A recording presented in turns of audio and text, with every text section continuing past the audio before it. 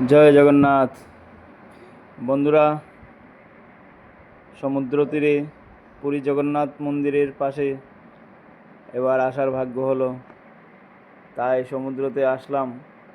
এসে সমুদ্রতে স্নান করলাম এবং সমুদ্র সৈকত উপভোগ করার সুযোগটা পেলাম।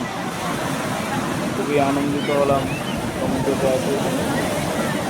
অনেক লোকজন এই সমুদ্রতে স্নান করে এনজয় করছে, সঙ্গে আমিও একজন আছি। সবাইকেই একবার আসতে হয়, অনেক আনন্দের জায়গা।